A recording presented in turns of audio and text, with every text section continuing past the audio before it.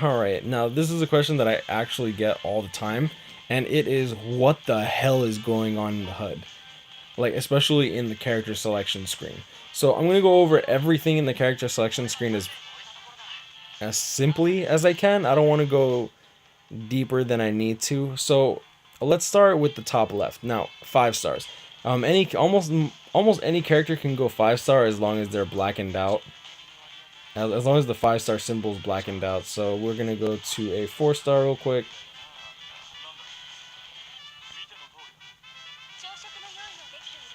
Like any day now.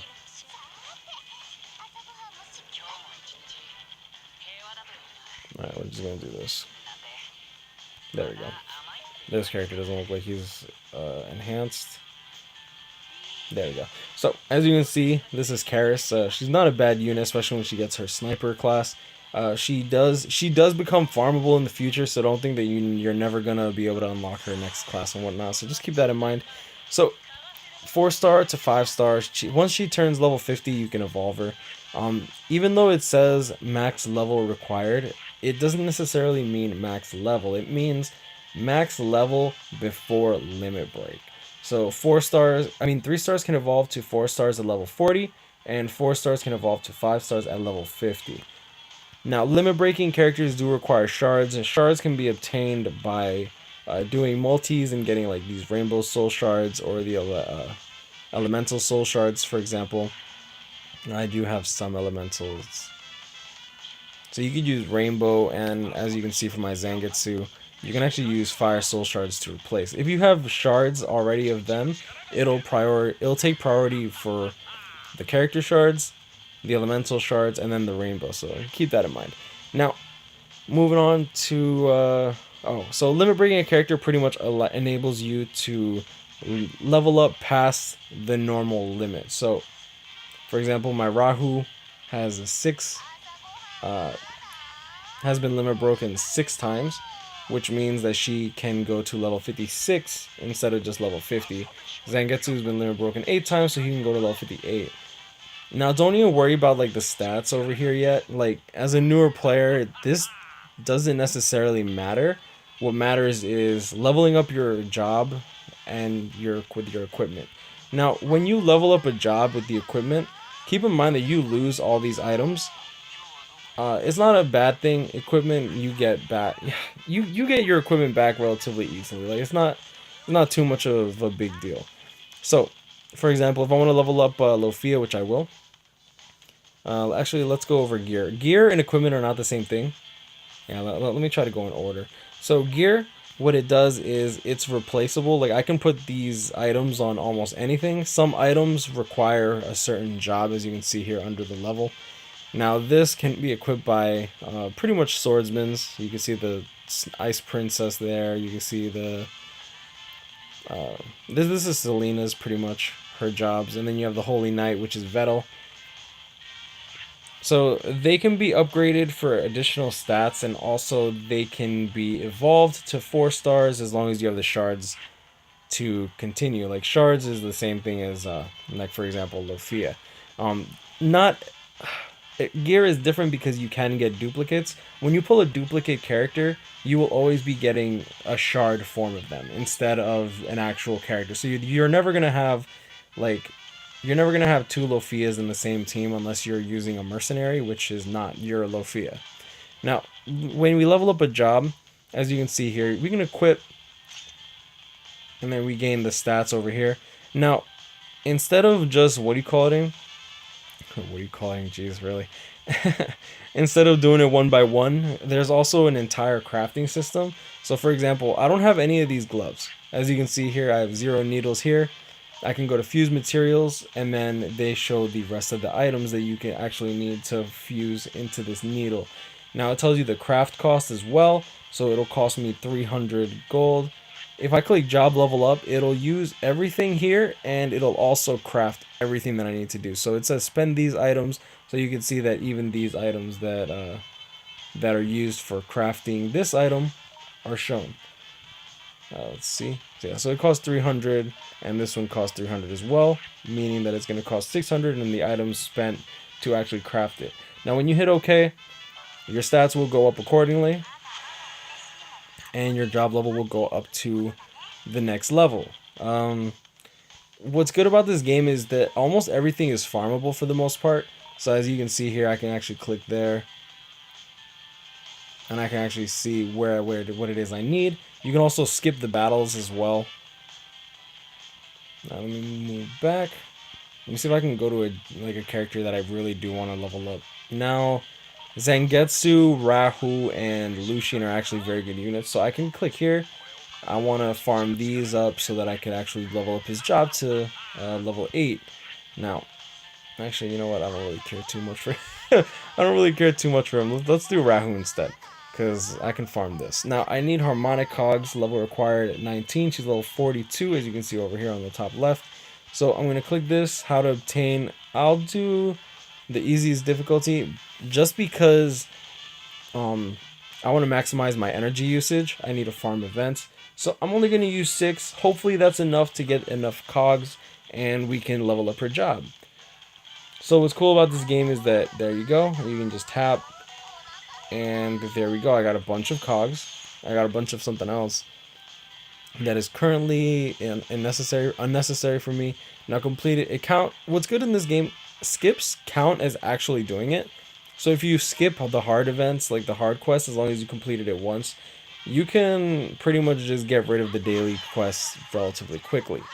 So as you can see, learn new ability as you level up the job. When you level up, there's all these items. There's all these skills, and it tells you if you just tap on them. The learning requirements. Chronomancer job level 6. So once I get her job to level 6, she'll be able to okay. This is perfect. So when I get to her job to level 6, she'll unlock a new ability. We'll get into abilities very soon. Now, as you can see here, her job level up is blocked, even though these two items say that I can craft. Everything says that I can craft / equip. Now, when it doesn't allow you to job level up, that means that these two items here require the same items to craft. So, as you can see here, this requires a hat, and this one also requires a hat, which I only have one of. So I have to tap it, click here. We'll do the quest. For the sake of the video, I'm just going to skip. Hopefully I pull one. Really? Y'all gonna shade me like that? Savage. Alright. Alright, give me my hat. There you go. Okay. So, now that we pulled the hat, the availability should be there to job level up right away. Excellent. Now, equipment can be farmed. Not even farmed. Equipment can be farmed with almost any of the stages. So, for example, if I go to one of my units that's actually like really high up there, like as you can see, the Dark Knight 9 out of 9. I don't consider that high up there, right? But like, say I want these boots, I can actually farm it. Now, as you can see, the higher level your job is, the harder / the rarer the equipment is. So I can click there. As you can see, I can actually fuse that item. Don't need it. I actually need this cape, which is fused from this hat.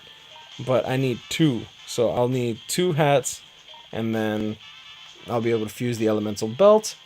And then I need to get a rainbow hourglass, which I can already craft.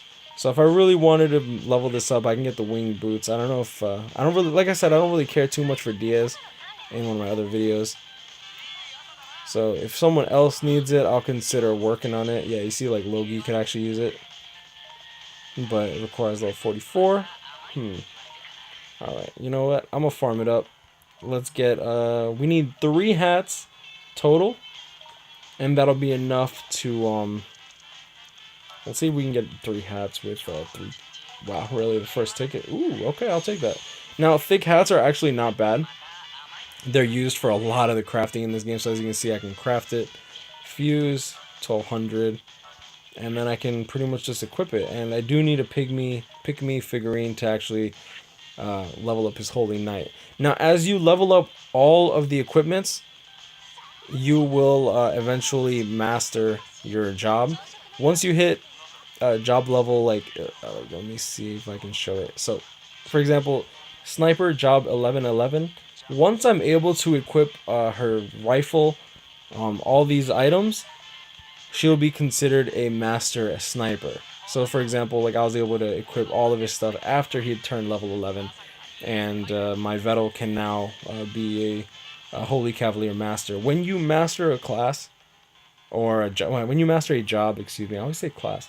When you master a job, you will gain additional stats on top of your other jobs. So even though a character such as Vettel is better as a Holy Cavalier, it's not a bad idea to level up his Magic Swordsman. It's not a bad idea to level up her Chemist after her priority. Because, like, for example, Reagan is best as a sniper. Magnus is best as a machinist. Reagan does have Chronomancer available. As you can see here, like, I can level up his other jobs if I want to, but right now I'm concentrating more on Twin Blade Swordsman. So concentrate on the job that you prefer them to be on, instead of just maxing out a character just because, oh, he gains additional stats overall, which is not a bad idea. Don't get me wrong, but do not cost yourself resources when you should be concentrating on progressing. Like, I'd rather have Shayna with Holy Brawler mastered instead of mastering Dragon Knight before Holy Brawler, just because it gives her additional stats. You know what I mean? Like, that's what I'm saying here. Now, jobs, relatively simple. Limit Break 5, Limit Break 15. Same thing with the gears, Limit Break 10 and Limit Break 25. What this means is that to unlock her Dragon Knight, I do need to Limit Break her 5 times, which requires 25 shards. Once you hit all the stars here as Limit Break 5, it will require, okay, so it'll require 25 shards to Limit Break her 5 times. Once you Limit Break her 5 times, she'll require more shards overall. Let's see if I can show you. I have quite a lot of dupes. So for example, I've only gotten 2 dupes of Magnus, which is not, I'm not complaining. Believe me, I'm not complaining. And I've been buying his shards off the pool, off the shop, which I'll go into in a second. Well, in a bit. So as you can see, I limit broke him. Now he can go 1 level higher and he has a higher combo. But once you hit his level 5 limit break, instead of requiring 5 shards, he requires 10. So he'll require 25 to get to limit break 5, and he'll require an additional 50 to get to limit break 10. That being said, to limit break him 15 times, he'll require 5, 25, 50, 75.